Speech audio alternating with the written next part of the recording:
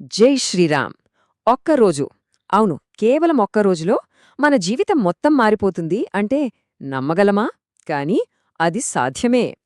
అలాంటి ఒక అద్భుతమైన మార్పు రావడానికి మనం చెయ్యాల్సిందల్లా ఒకే ఒక్క ఆదర్శ వ్యక్తి అడుగుజాడల్లో నడవడం. ఆ వ్యక్తి మరెవరో కాదు, మనందరికీ తెలిసిన మర్యాదా పురుషోత్తముడు శ్రీరామచంద్రులవారే. చూడండి, ఆయన రాజ్యాన్నే వదులుకున్నారు, కాని ధర్మాన్ని మాత్రం ఎప్పటికీ ఎన్నటికీ వదల్లేదు. అలాంటి మహానుభావుడు. వాల్మీకి చెప్పిన ఈ మాట, రామో విగ్రహవాన్ ధర్మః అన్న మాటే ఈరోజు మన చర్చకు పునాది. సరే, మరింక ఆలస్యమెందుకు? ఆయన జీవితం నుంచి మనం నేర్చుకోవాల్సిన ఆ 5 అద్భుతమైన పాఠాలేంటో ఇప్పుడు చూసేద్దాం. సో, మొట్టమొదటిది, వెలకట్టలేనిది, తల్లిదండ్రుల పట్ల భక్తి, గౌరవం.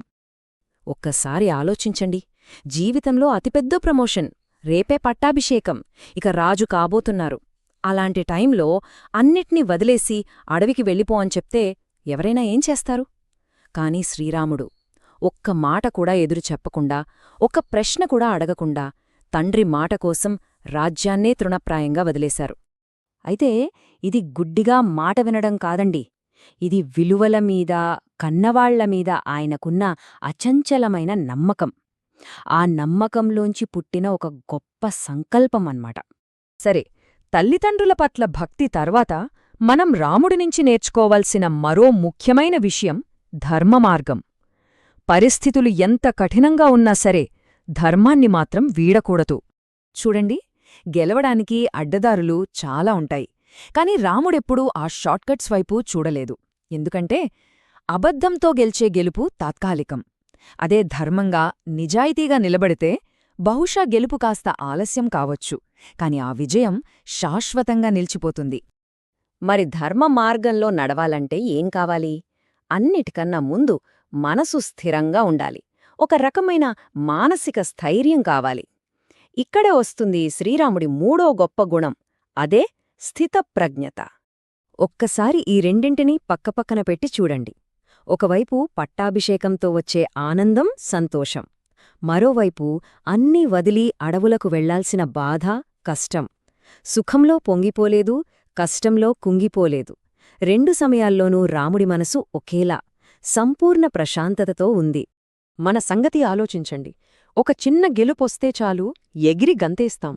చిన్న ఓటమి ఎదురైతే ఇక ప్రపంచమంతమైపోయినట్టు కుంగిపోతాం. కాని రాముడి జీవితమేం చెప్తోంది? మన ఎమోషన్స్ను మన కంట్రోల్లో పెట్టుకోవడమే అసలైన బలమని, అదే నిజమైన శక్తి అని మనకు చూపిస్తుంది.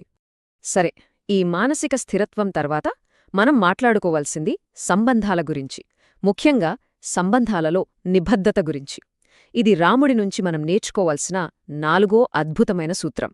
ఈ రోజుల్లో మనం చూస్తున్నాం, చాలా బంధాలు నిలబడకపోవడానికి ముఖ్య కారణాల్లో ఒకటి కమిట్మెంట్ లేకపోవడం. కాని శ్రీరాముడి ఏకపత్ని వ్రతం చూడండి. సీతాదేవి పట్ల ఆయన చూపిన ప్రేమ, ఆ గౌరవం, ఆ నమ్మకం మాటల్లో చెప్పలేనివి. జీవితాంతం ఒకే వ్యక్తికి కట్టుబడి ఉండడం ఎలాగో ఆయన తన జీవితం ద్వారా మనకు నేర్పించారు. ఇక చివరిగా 5వ పాఠం, ఇది నాయకత్వం గురించి. అయితే ఇది ఆర్డర్లు వేసే నాయకత్వం కాదు, మనసులను గెలిచే నాయకత్వం. గొప్ప నాయకుడంటే ఎవరు? భయంతో తన మాట వినేలా చేసుకునేవాడా? కాదు. ప్రేమతో, గౌరవంతో అందరి మనస్సులను గెలుచుకునేవాడు.